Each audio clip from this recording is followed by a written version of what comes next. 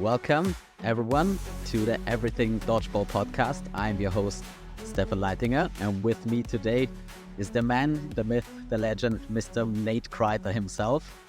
Thank you so much for joining, man. I've been really looking forward to this one, and I hope you're doing great. Thank you for having me. I'm doing well. Yeah, perfect. Yeah, thanks for having me. I'm looking forward to it. So really the point of this conversation is to get more in depth about certain topics, and with you, obviously, it's the different ball types. But before we start with that, I would just have you get a little overview of who you are for those of the listeners that don't know you, and not too much into detail because you had two podcasts already on the Rushdown podcast. And for anyone who wants to listen to those, they're really amazing. And if you want to know more about the legacy and the dodgeball life of Nate, I really recommend you give those a listen. But just talk us through it. Who is Nate Kreiter and what did he do in dodgeball? Yeah, man. So I started, I don't know, probably 15 years ago, maybe. And I started just local leagues like normal people, right? I got into it because I played baseball. And after college, baseball wasn't an option anymore because I wasn't good enough and I wasn't going pro or anything like that. So a friend of mine asked me if I wanted to play dodgeball, and I just fell in love really quickly. And because I'm super competitive, I saw this opportunity to be really good at this sport that didn't really have the high level yet, because again, back then, like, there wasn't really Worlds hadn't even started yet. And there wasn't like a tournament series and all of that. So it was very new. And so I just got really competitive. And as that tournament scene came up, I formed a team called Doom, which, we fortunately were really successful in our run, UDCs and all of these titles that we won. And it was great. And then Team USA, I've been on Team USA a handful of times. Got a couple golds, few silvers, and then was mostly foam. And then this last one, I got the pleasure to play cloth against you and Team Austria in the championship of men's, and it was really incredible. And then that was my last tournament. So, retirement comes for us all, and it was just my turn to go. Yeah, man, awesome. I mean, it's an absolute honor to play you in like your last game ever, and what a game it was. Of course, you had the short end of the stick there, and it was probably the closest the final could be, and obviously that sucks, and we're gonna get a bit into that, but I just want to say it's an absolute honor. We played before in 2019 where we had like the first taste of the different dodgeball variation, and we got to feel each other out a little bit and talk a little bit about this topic as well. So I feel it's like really come full circle, and there have been a few years, a few evolutions and progress in both sides of the game. And I think this, obviously a gold would have been amazing to top off your career. And if I wouldn't have been on the other side, I would have wished it for you, but I appreciate that. wasn't meant to be. And no, yeah, that was your guys's. It was clearly your guys's year through all of your divisions. You guys were the class, and it was honestly just such a pleasure playing you guys, and the fact that it was that close, and it was an overtime game away from, it was an overtime game, which is as close as it gets, and you guys smacked us in that last game and put a stamp on the gold, and you guys earned it. And it was really truly a pleasure and an honor playing you guys, because again, like you said, 2019 we played cloth and foam, and obviously like we smashed you guys in foam and you smashed us in cloth. Like, it was like neither one was like super competitive, like because we were like, what the hell, you guys killed us in cloth. I think like 30-5 or something crazy. Yeah, but I think, to be fair, I think you won the first 3 sets in cloth because you smashed us in foam, and we were like, okay, that's how you curve a ball. We didn't know that was something you could do on that level. And then we were like, okay, we're going to smash him in cloth. And like the first 10 shots that went off, you just caught him. And we were like, oh, fuck, this is something different. And then we had to really adjust and dig deep. And then we smashed you. But it was like a first glimpse into what the foam side brings to the dodgeball game and what you can transfer to cloth. And I think catching is probably one of those parts that is just different. Like, you guys just have a different hand-eye coordination, and your hands are just incredible. Thank you. Yeah, I mean, I think that, like you said, it comes from foam because that ball is so hard to track.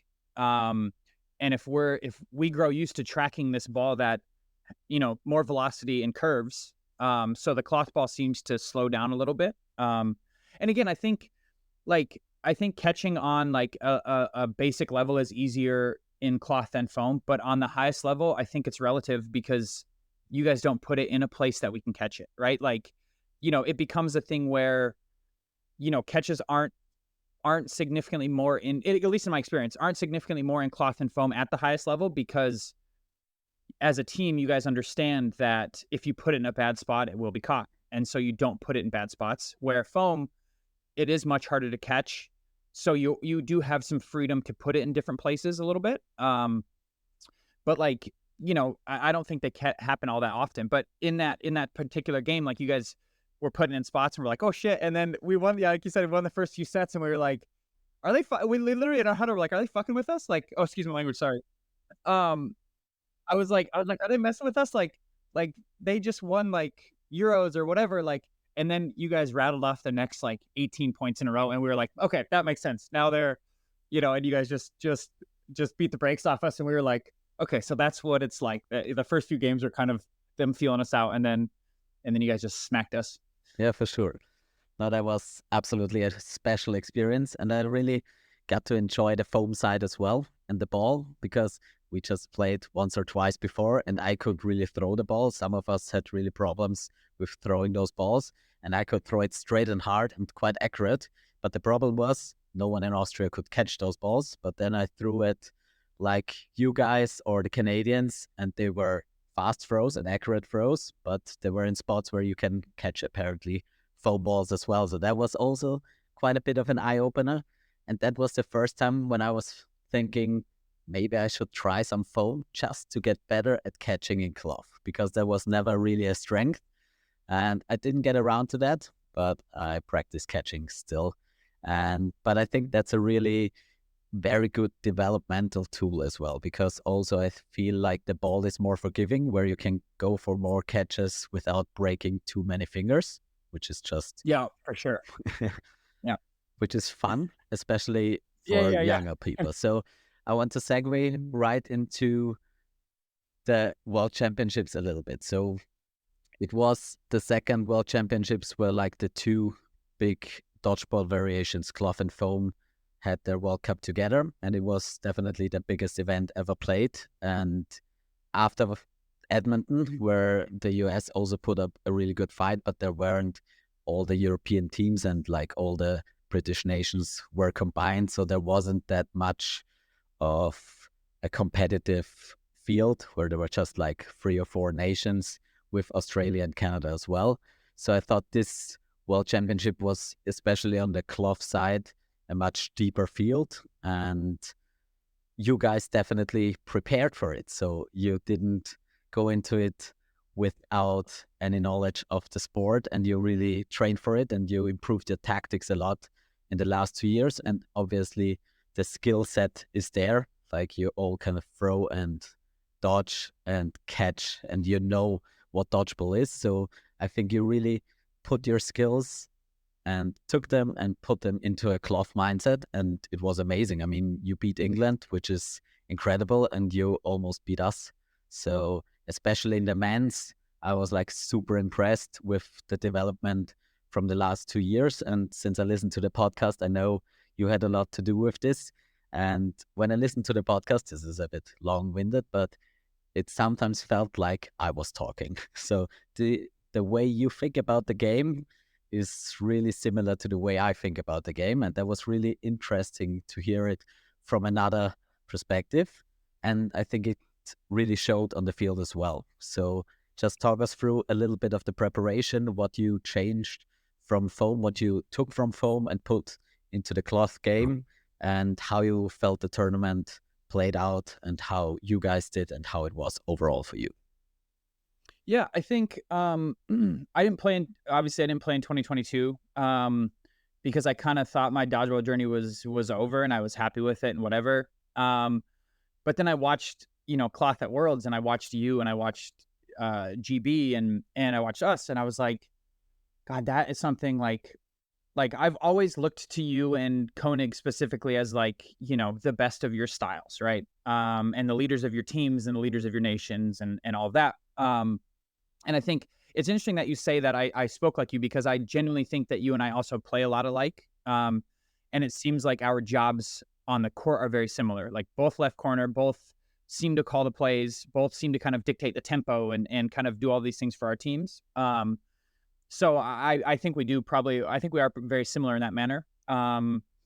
With watching the worlds happen and watching kind of how we did and how our offense and our defense looked really sporadic and fully disconnected, and how you guys and GB looked really clean, and like I thought it's like maybe like, do I have it in me to put a program together and kind of like, compete with them? Because the last hill I wanted to climb, like that I never got to, was like playing Europe's best in Europe's ball, right? Because if you guys played us in foam, obviously you don't have a background of foam, so it doesn't really like, you know what I mean? It doesn't really show kind of we don't get your best, and your best players also don't play foam, right? Yeah. And so part of me being like a competitive maniac, I was like, can I do this kind of thing? And so I talked to Pyan and talked to some teammates and talked to the coaches, and I was like, okay, like, and Glenn specifically, like me and Glenn really had quite a few sit downs about it. And so once I decided to come back, I was like, all right, if I'm going to come back, like, we're going to do it in a way that gives us a shot to be competitive, right? It's not going to be just, like free and just throwing balls all over the place and just kind of hoping we have a better game than the other team. Like, we're going to prepare like we prepared for foam. Obviously, like the first hurdle is learning the rules, learning 5-ball systems, and learning how to play with that ball. Because it is foreign to most of us. And we played 8.5, which is like the red rubber balls. We played that for a number of years, and that style is very similar to cloth, right? Like, it's a bigger ball, the ball doesn't move. Blocking is a little bit easier, and it doesn't quite have the velocity that foam does, and it doesn't like move. So we did have some background in like a similar style. And so again, I was talking to Glenn and the coach, and I was like, all right, so what I did was I took the foam playbook that we had written for Cancun. And so I was like, okay, how do I get this to like tailor it to cloth, basically?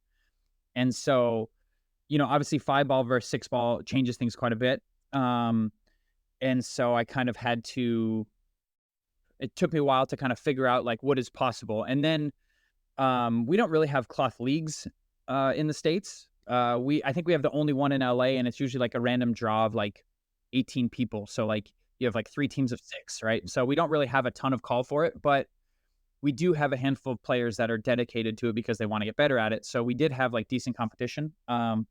And so me and Glenn spent months like trying out the strategies, basically like live action trial and error. And so we're like, okay, how does this work? Does this work with the rules? And the 5-second like play 2 stuff was one of the biggest hurdles we had to get over, because we're used to being able to like get a call in, get to the line, with a specific cadence. And when that time is cut in half, right? 10 seconds for foam, essentially 5 seconds for cloth. Obviously, if it varies if you're moving, but we wanted to be safe with it. So we just always did like a 5-second, like kind of thing just to get used to it. And yeah, so we just kind of did trial and error for a few months and tried to see what worked and what didn't work. And there's always the worry of like, this works against US players because we know how we play, right? Like, I know how the US guys are going to play. I know they're going to go for more catches than the Europeans go for because we're a catch heavy country. I know that we're not going to dodge as well because we don't commit to our dodges fully like you guys do. Like, there are things that like you just never know until you get there. But we tried to, obviously watch film on you guys and film on GB and England and all of the countries for Euros and, Northern Ireland and all that. Because we were like, okay, like how do we get there and make sure we have enough in the bag to change if things aren't working, right? And again, never having played like a serious international cloth tournament, because again, like Atlanta Cup was awesome, but it was very much like foam teams versus cloth teams, right? There wasn't really like a healthy mix of like competitiveness across the genres. And so this is like I mean, there was 3 or 4 carryovers from 2022, but admittedly on their part, like they didn't really have an offense or a defense. It was just very much like reactionary, throw a single ball from the middle all the time and then kind of see what happens. And to their credit, like they did okay with a lack of strategy, in my opinion. But you could tell that there was a clear difference between GB, and then the field, right? There was like a pretty significant break. And yeah, so we just spent, the last probably a year, because I think my first competitive cloth tournament was like a year ago in October, which was like our nationals. But again, it's like US teams against US teams, so it doesn't really give us a feel of like how you guys would play and how, the European style is. So yeah, that was a really long-winded answer, but it honestly was just a lot of like trying to figure out how to throw the ball, where to throw the ball, and like risk versus reward. Because you want to see everything as risk versus reward. In cloth, like you're rewarded for different moves, and the speed of the game is different. And so it was like learning to walk all over again almost, but like but with an advantage of like, being able to track balls really well, and like the high end foam stuff really helped us learn quickly. But it was the little things I think that we struggled with, right? Like the overall athleticism, throwing, catching, all that shit was there because we did that in foam. But it was the procedural stuff is probably the right word to use, where we were like, play two, like how we just keep getting play two called. How do we avoid that? And like it was just these little things that we had to figure out rather quickly to try to be competitive. And the tournament itself was like a trial by fire, because we were close to every, like our group in round robin, like we went in there thinking like, because we hadn't seen the Czech team play, we hadn't seen Ireland play very much, we hadn't seen these teams play. We knew it was Austria, England, Northern Ireland. Like we knew that those were the 3 teams that were going to be the big dogs, right? And we knew they weren't in our group, so so we had time to figure it out. But every one of our round robin matches was close in the first half, like tied, or we were up 2, and we were like, oh my god, dude, like these teams are so good. And so we had to we were figuring stuff out on the fly, like what wasn't working, what was working. And fortunately, like we make good adjustments. So our second halves were always pretty strong. So then we'd pull away a little bit. But we knew pretty early on that we'd be the 4 seed, and would have to play the 1 seed, whether it was you or England. And it was kind of you guys doing this based on game differential for a day or 2 in there. But yeah, so I hope that answered your question. But yeah, but anyways, we got to Worlds and we had to kind of figure it out on the fly, and fortunately we did pretty well. Not well enough, obviously. We didn't get to the top of the mountain, but we gave it a shot, Yeah, absolutely. I think that is really interesting because, especially the way you said, you don't really have the competition at home. So all the players that play cloth in USA, I'm only assuming, have their own style. So the European nations all play each other quite regularly, and there is like sort of a gameplay developed in that group. And obviously there are certain nuances, and especially I'd say between the top 3 nations like England, Northern Ireland, and us, there are certain specific differences, which we might get into. But it's quite a different thing to train in a bubble and then bring that to like the stage.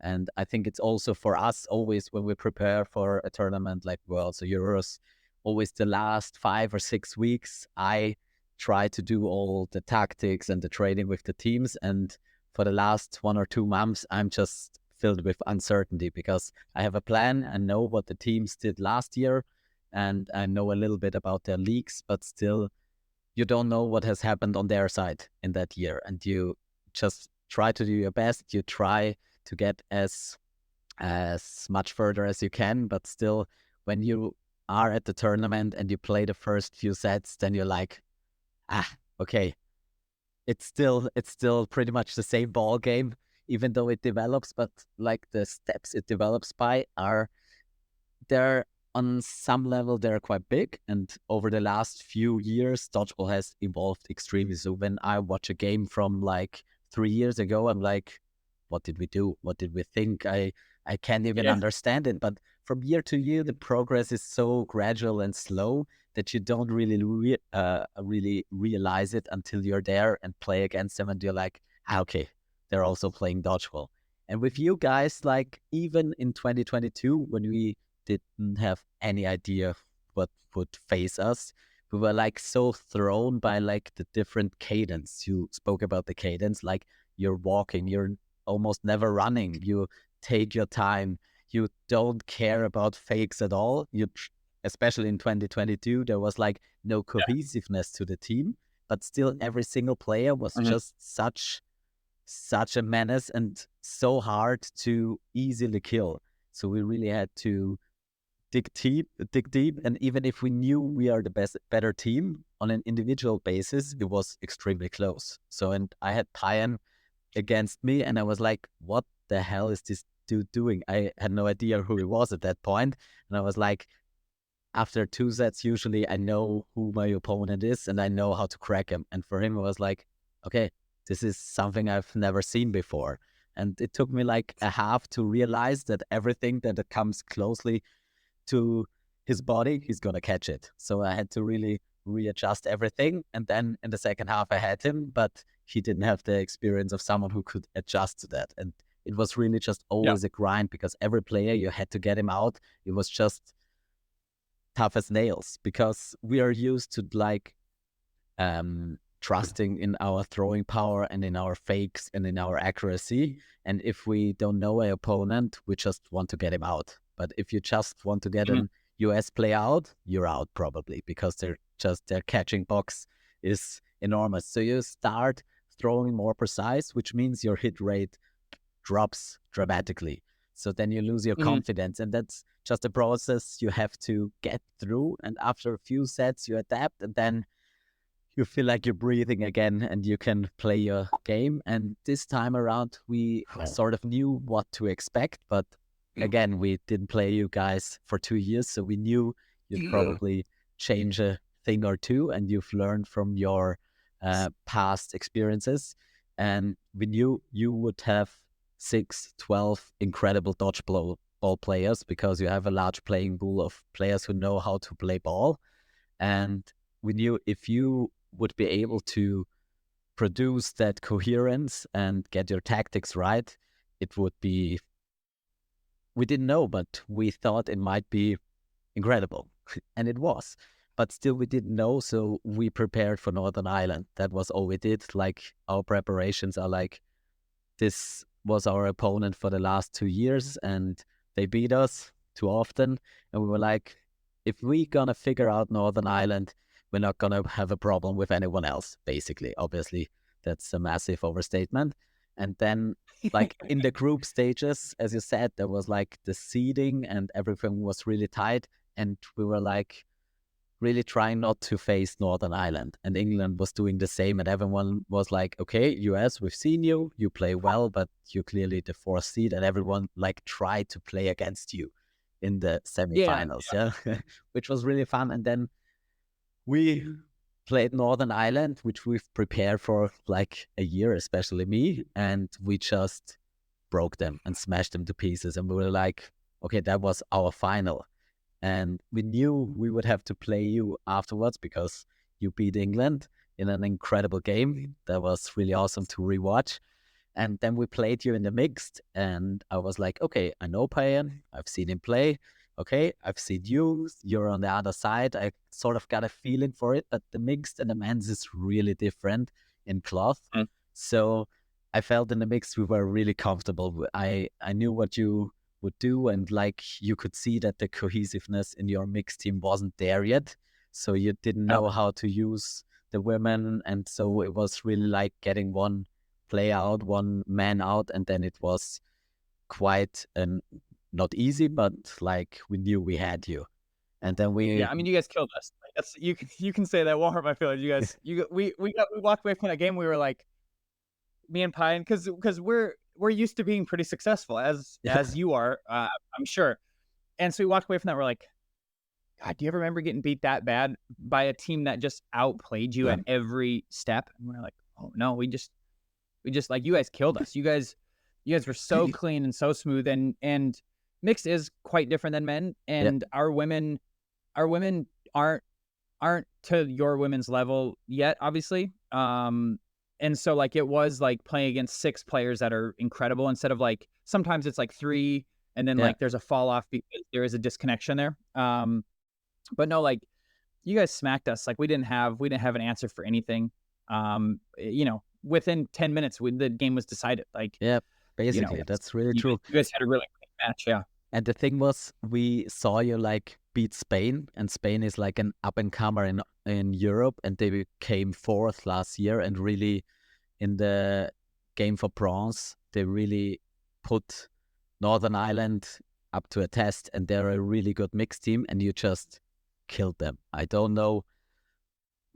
I think for a quarterfinal, that was completely ridiculous. But the thing was, I watched that game for a few sets, and I was like, okay, Spain has never faced you guys, and if you never have faced the US play, and if you have never faced you, and especially Payan, I have to say, it's Mhm. like that's a whole nother level of dodgeball. That's just Yeah. another way of thinking about it, another completely athletic skill level. He just walks like a snail, and you're like, okay, what's going to happen? And you're just thinking to yourself about stuff, and suddenly a ball cracks you in the head that you didn't even see coming, and then he's open, and you're like, okay, now I'm going to do the same to him, and he just catches you without raising an eyebrow and just keeps on walking, basically. And Yeah. it looks like he's never breaking a sweat, and you're like, you're killing me without ever doing one thing. And then you throw 3 balls at him, and he suddenly does a split in the air, and you're like,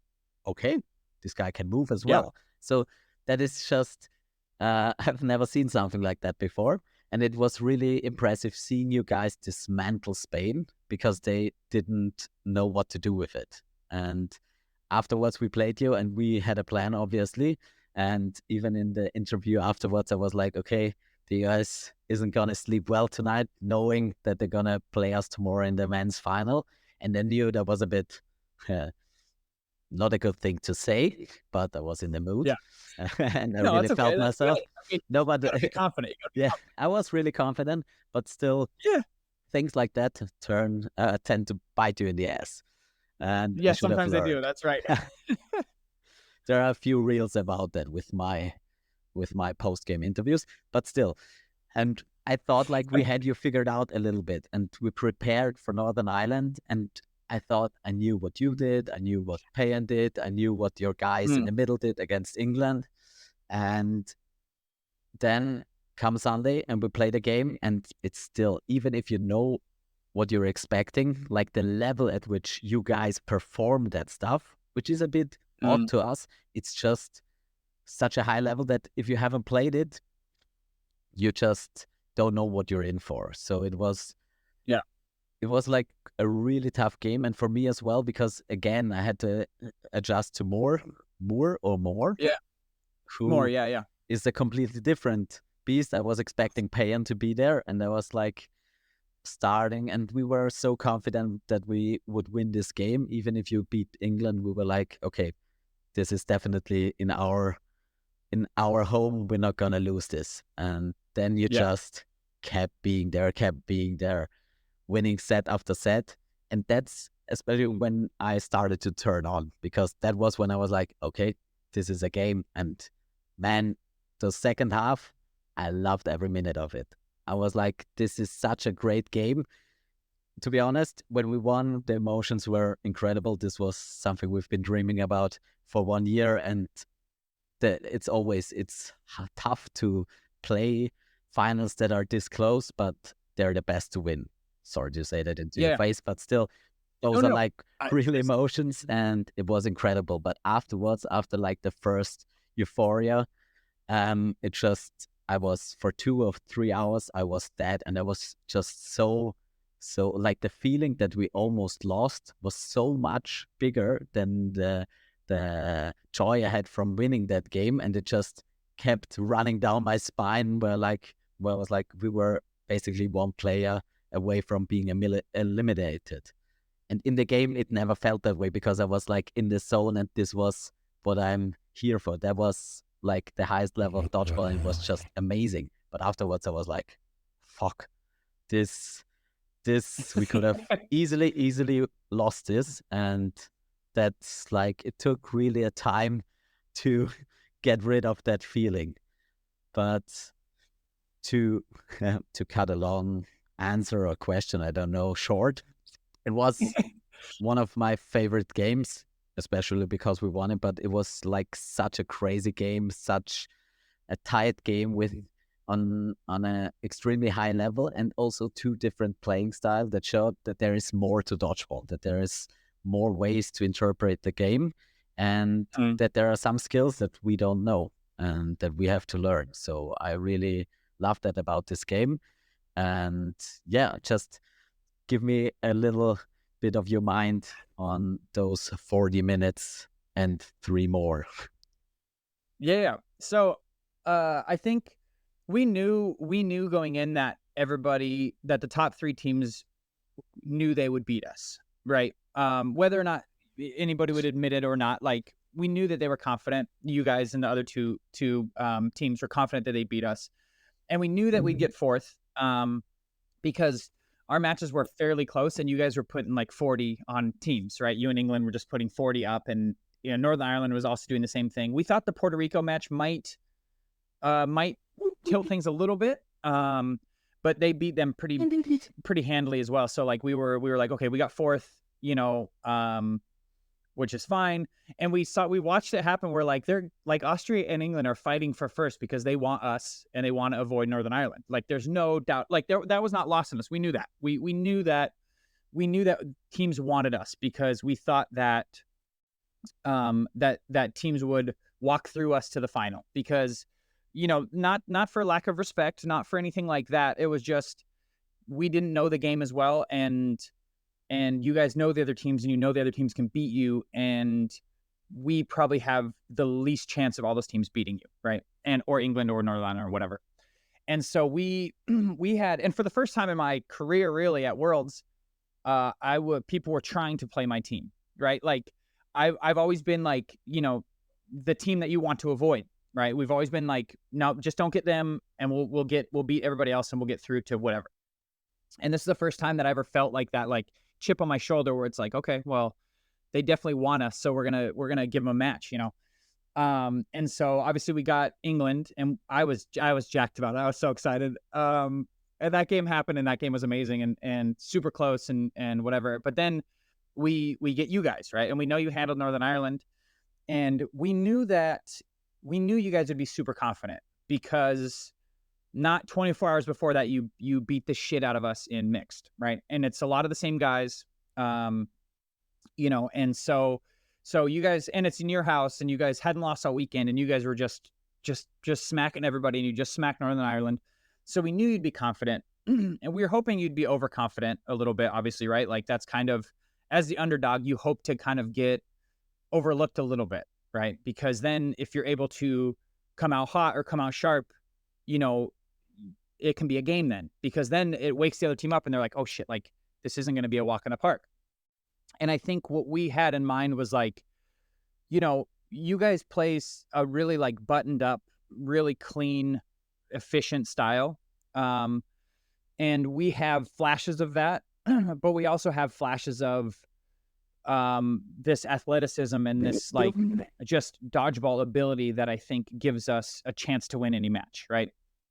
And so our game plan was just kind of weather the storm. Like you guys are very accurate in the middle. If we can dodge a few balls and then, cut a few targets down, then we can really like kind of get into a rhythm of keeping you guys on your heels instead of you guys, rushing at us and kind of hitting at a high rate, which your middles hit at such a high rate. And your opposite corner played one of the best matches I've ever had played against me. He was really, really incredible. So his props, give him his props. Like he did great. That's Sebastian Mitbauer. Yeah, he was lights out. He was so good. But the plan was just to try to simplify the game, right? Like if you guys make a mistake, we react and we try to limit our mistakes. And it was, and we weren't trying to like like a lot of times you try to play to your opponent, right? And you're like, like, okay, if they do this, then we do this. We kind of tried to disconnect from that a little bit and just like, let's just play our game. Like, no one plays like us. We played our game against England, and I think it surprised them a little bit. We didn't like try to match them. We didn't try to get into the chaos, and we like allowed them to kind of be chaotic, and we would weather that and then push forward steadily. And so we kind of tried to do the same thing, and it was truly like it felt like it never felt comfortable for me. Like there was never a point where I was like, we're gonna run away with this. But there also was never a point where I was like, they're gonna run over us. Like every game felt really close, and there was a couple where you guys beat us like not quickly, but fairly easily, and it was that like bend not break kind of thing, where after the game we're like, okay, that game's over, it's done. It doesn't matter if they beat us 6-0 or 2-1 or 1-0, like it's 2 points no matter what. So take a deep breath, right? They slapped us in the face that game, but they didn't knock us out. We still got, 6 minutes in this half or whatever. If we can finish with 4 points to their 2 points even, then we're either tied at half or we're down 2 at half, and down 2 at half is easy. Easy to come back down 2 at half, no problem. And so I think that's what happened. Went into half down 2 to you guys, I believe. And the huddle was just like, very calm. It wasn't like, it wasn't too frantic. It was like, okay, like we're doing this, we need to move better. Like I told Kim, I was like, I need to block better. Like I'm not hitting my blocks very well. I need to keep myself in the game. Cause as a captain, obviously you similar, like you're no good to your team out because you're out as a play caller, you're out as the guy that they look to and whatever. So it is really important that you stay in the game, even if you're not like hitting a ton of targets or being asked to throw a lot, because your presence out there is calming to your team and is something your team looks to, right? And so for me personally, I was like, I need to stay in the game more and blah, blah, blah. And Quan, I was like, just keep over there. Like, keep working on him.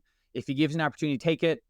Don't get antsy. Like, only take what he gives you, because he's the head of the snake. Like, and if we can cut the head off the snake, we have a better chance of winning, right? And that was kind of it. Like, we just really tried to stay in each game and not get too high or too low, because I don't think it ever, like, what was your biggest lead? Like 4 points or something like that? Like, it wasn't like, what I mean? I think you were up 4 at one point. I think we went up for 6-2 or something, and afterwards, Yeah, I don't think it was more than 4, to be honest. Maybe it was 6 at one point, but I don't even think so. Yeah. So I think like, and I agree with that. I think it was 4 at the max, and it was like 6-2 or whatever, and then it was 4-2 tied, 4-2 tied, 2 tied. Like, it just was like this, and so it was that like the only game that matters is the next one, because we are not out of it by enough to press, and we are not up by enough to take our foot off the gas. And so that was kind of the mindset, was like, if we can put ourselves in a good spot at the end of this match, like we have a chance to win. And the last game happened, and it was, I think, 3 players and 3 players, and then Party is like, go take a shot, like for the title, go take, and then, but the smart money is like, that's too risky, take it to overtime, but part of me was like, go for it. I didn't say anything, obviously. I was like, stay shit, take it to overtime. And then overtime happened, and you guys had a really, really good overtime. I think your first 3 throws hit us. Like, I think it was 3 for 3, and we're down 6-3 quick, and we're like, okay.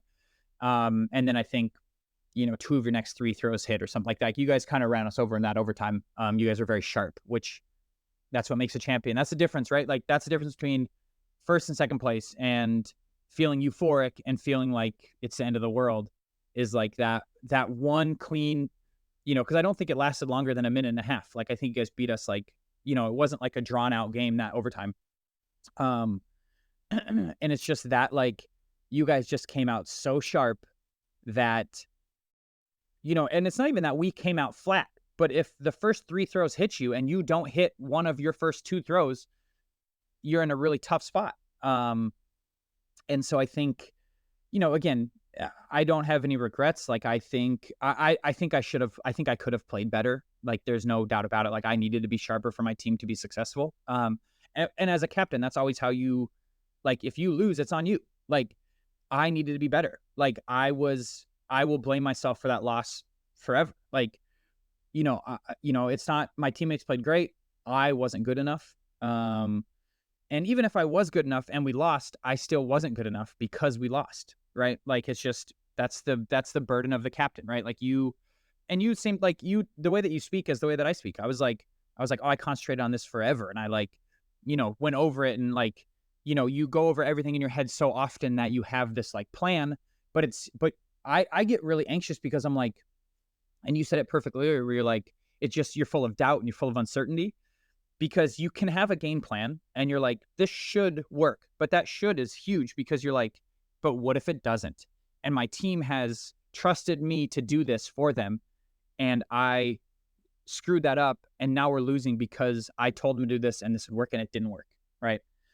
And so I think like that's where my only being, or that's where I'm really upset. Right. Like the fact that we took you guys to overtime is pretty incredible. I'm not someone that doesn't believe in like moral victories or whatever. I think that's wild. Like we went from like we had one practice, right? Like our team was picked like 7 months ago and we got together for one practice, the whole team for like 8 hours or 9 hours. We had the gym and we had one practice going into Worlds and we do film every week, and we'd try to work on our own or whatever. But like we only got together one time, and to do what we did with that at a style that it's none of our like home style, right? Because the US just doesn't have that yet. And I hope we do. I hope it grows from here. Um, but the only like, I guess regret I have, and I don't think it's a regret because I really gave it my all, but the only bummer is like, I just didn't play well enough for my team to win. But on the other hand, you did. And so if I'm going to lose to someone, it's going to be, I'm glad it was you guys because you guys were the class. Like you guys were the team to beat all weekend and it showed. Thank you, man. I really appreciate that. And I mean, I just listen to myself think basically because that's something I think about a lot. And like all you explained, it really showed. And I think there are a few points, like the one thing that is really been so impressive to me is like preparation is one thing, and you did an amazing job at that. That's absolutely clear. And I mean, hats off and massive congratulations on your result. This is like we knew it wouldn't be a walk in the park before the World Cup started. We knew you guys would be a force to be reckoned with, and it was always England, Northern Ireland, and the US we were thinking about, and we didn't know where to put you in that order basically, but we knew you would be somewhere in there. And you proved that. And the amazing thing, and I think that's really speaks for the team and you as well, is the way you progressed throughout the tournament, where you like use this tournament to really refine the things you learned in practice and really always try to improve and get better at certain things. And you had like the test matches that you didn't have before, and you used them to the best abilities you could and made everything from it. And that is really impressive. And the second thing that really like stood out for me, which is something that I think a great team is sort of is a sort of a key factor for a great team, is, as you said, the calmness on the court, where like it doesn't matter in which situation I am, I've been here before and I have a plan. And it doesn't matter if I'm one up, if I'm six down, if there is time left, if there is no time left, until there is no chance left, I have a plan. And until I have a plan, there is no way to panic. And we could really feel that. We were like, in the beginning, our plan worked out and we got ahead a few sets and we're like feeling, okay, what we're doing is working. And we were confident. I don't think we were overconfident, but we were really confident in our game. And we knew we had everything to beat you.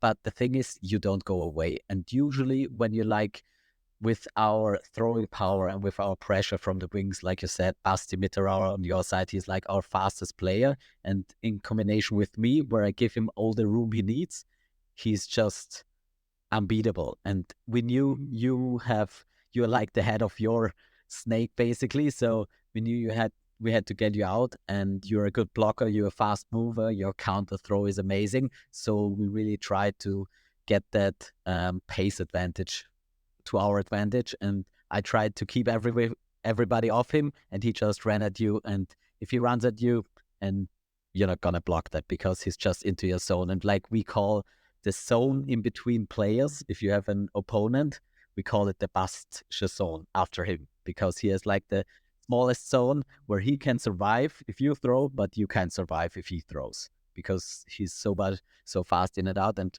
you got to experience that for the beginning, and you really adjusted well, because you just took a step back and said, okay, I'm important. I have to give the respect he deserves, and just adjust the game and see where else we can find little loopholes in the opponent. And you were, all of your guys, if they're in, they're 100% focused. They're completely calm. No one is overreacting. You're never making too fast movements or chaotic plays. And that is really impressive, because that's something you only see from the top 3 nations in Europe. It's like that's where like the top teams differ to the rest of Europe, where everyone can throw the balls, everyone can move, everyone can dodge, everyone understands the basics. But there's just a different level of understanding every single situation and playing as a team and not as individual players. And I think that's what Clough is so great at, that if you play as a team and play together, then you're unbeatable. And I always say, like, there is not allowed to be any air between the players. So if you see cracks in like the team, then you can use those to get your hooks in. And if there are no cracks and the team is just one fluid motion and everyone protects everyone and everyone knows what is his place, then it's really, really hard to get in there. And that's what it felt against you guys from the very beginning till the end, that you were a constantly improving opponent, like the end boss where you have him and the next set he's going to level up 2 points and you're going to have to beat him down again. And that was incredible. So really, congratulations. That was absolutely amazing. And I appreciate that. And it's yeah, funny you said the adjustment, because I literally, that's exactly what I did. Like what you said is, and the fact that you noticed it, that like obviously is funny, because most people wouldn't notice that. Or I don't think they would, at least. But I literally was like, hey, I'm not gonna go to the front line anymore. Because he is that much faster than me. I'm gonna be 3-4 steps back, still doing my job, but I need to keep that distance, because he is taking advantage of him being that much faster in his chase down in my back pedal. And it's funny that it's exactly it's exactly the adjustment made second half. I was like, I'm just not going to go to the line. I'm going to be a few feet back, because he's killing me on that. And I need to try to stay in the game. And he still made big hits, but but I was able to keep myself in a little bit at a little bit of higher rate in the second half than I was in the first half. But yeah, it's incredible that you noticed that. Like most people wouldn't have even clocked that. Yeah.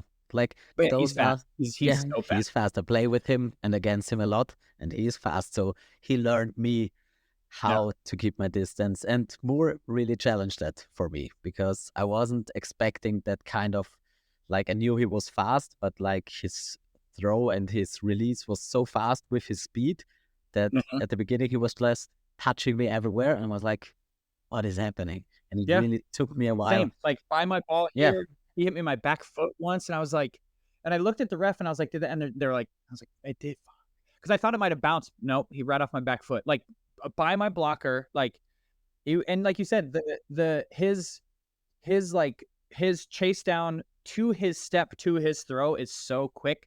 The ball just comes out, and his velocity is he throws the ball extremely hard as well. Like he's very good. Yeah, the funny thing is he doesn't throw that hard, but no? So at like in our team, I think he throws hard. Everyone throws hard, but he's really not known for his strong throw. But with his velocity, it's just, it feels that way. It feels really hard because it comes so fast at That's you. Fair. On that point, I would be really interested. Like, did you feel any difference when you played England and Austria? Was there like some tactical difference? Did the game feel different? What was like in your head playing those 2 games and looking back on them? Yeah, I think with England, they are, I mean, they're great, obviously. I don't think their 6 is as strong as yours. Like looking at it, I think they're like, they have their there are few guys that are, great. But it's like with you guys, like it's you, and then the other 5 are just maybe a level below you. And I think that's probably just because the game and you think about it deeper or whatever. And this is obviously no offense to your team or whatever. But you're clearly the captain and the best player. And but then the rest of the guys, there's no drop off anywhere. And I think with England, it's a little bit more leveled than that. And I think they play that way, right? Like they play where they have their 3 or 4 big dogs, and those guys are going to be the main offense, right? And so if you can kind of pick out that, and you can see the other guys come up, and if one of the other guys comes up and it's not one of their 3 or 4 big guys, you don't really have to pay attention to him because the likelihood of him throwing is way less. Where with you guys, no matter who came up, we didn't know where the ball was coming out because all of you have that ability to hit at any point. And I think England isn't quite as disciplined as you are. And that can work good or bad. It's not necessarily a good or bad thing. It makes you just think differently. And I think they are more comfortable in the chaos than you guys are. Where I think you guys are significantly more you guys are more like what I like my teams to be. I'm extremely an extremely heady player where it's okay, this is your risk reward here. If you're going to do this is what's going to happen based on that play. So just be careful with doing that. And if you get in a firefight, usually the better team loses that because it becomes a coin flip and you completely take away your advantage if you have advantage, right? Because then you just never know. And it seems like England is comfortable in that, and they're comfortable kind of just creating chaos, which again works for them. That's not an insult. It's just not how I play.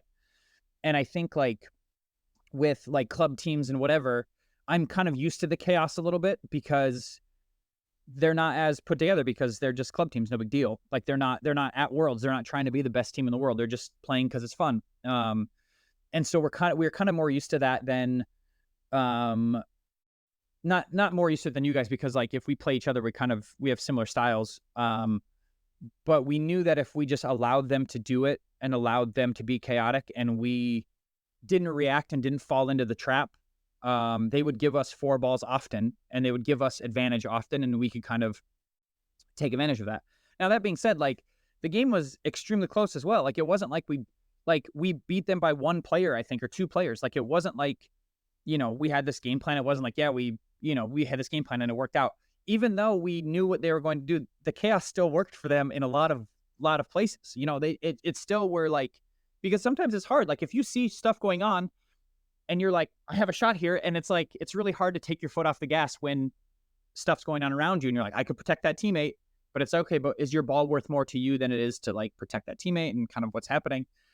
And so I think the difference was the you guys, we knew that if we made mistakes, that you guys would punish us for it.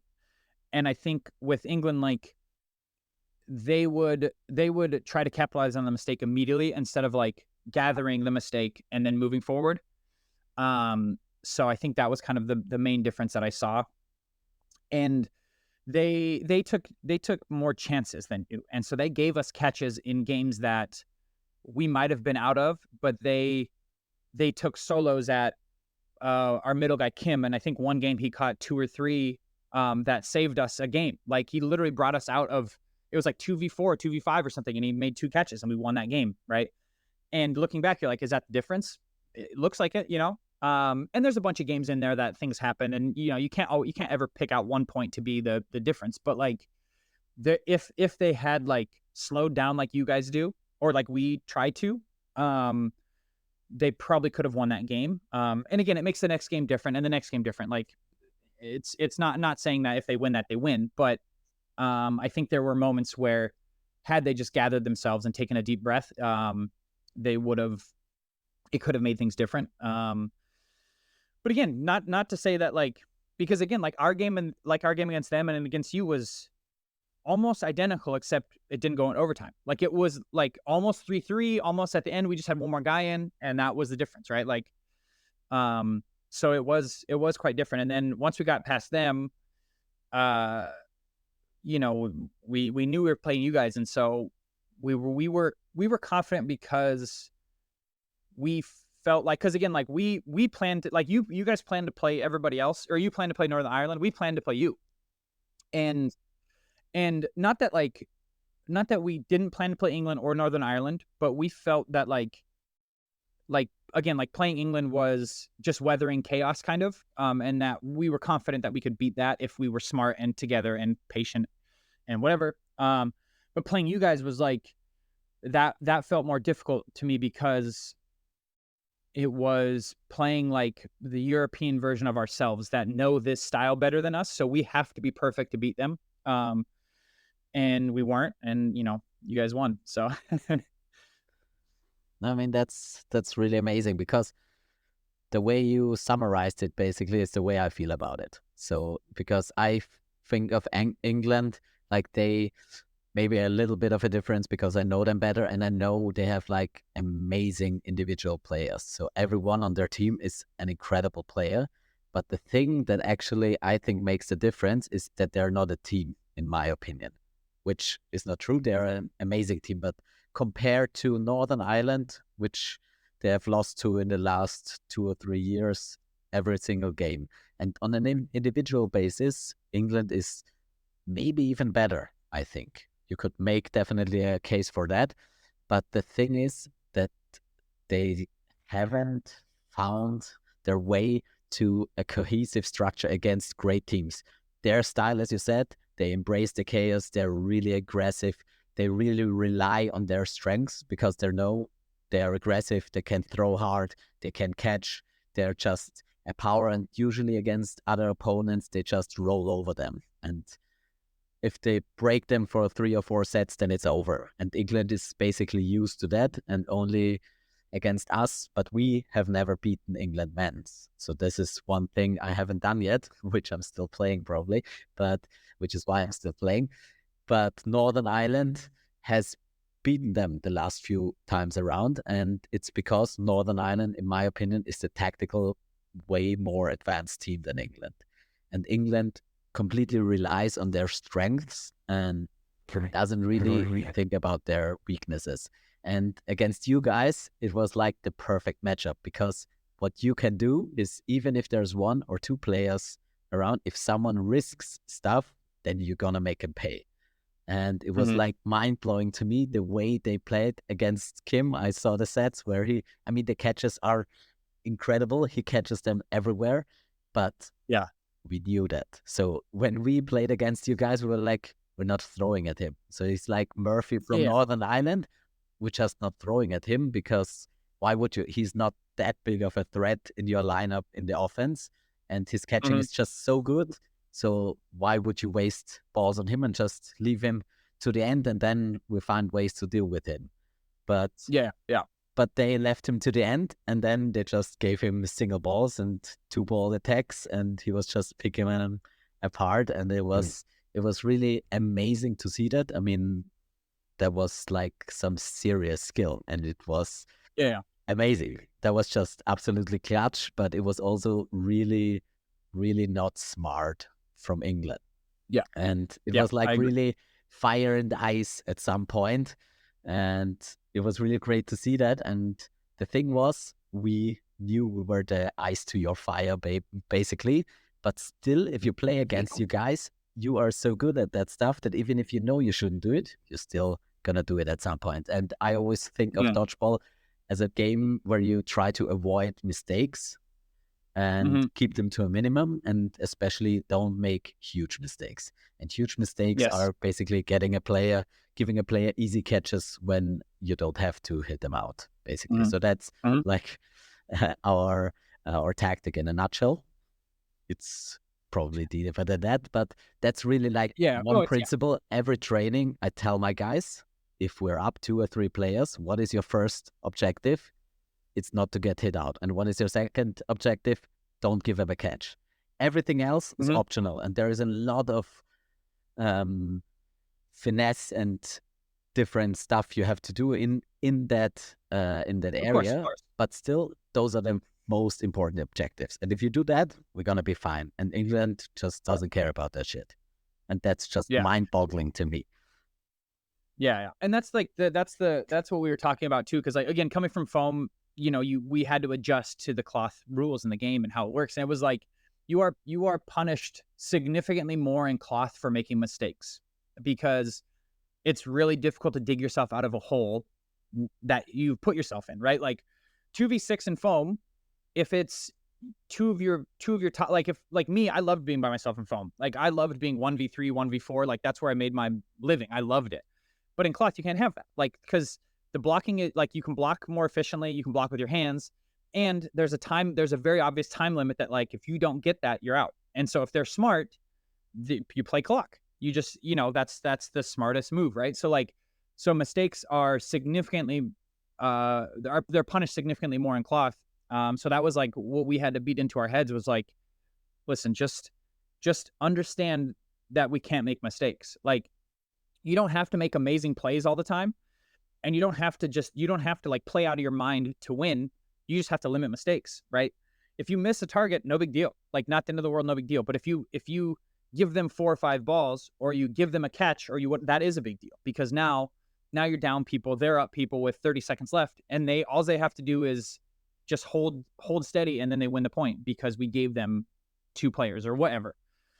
And I think that was like our thing as well, is like, just limit mistakes. Like, mistakes are significantly worse than good plays are good,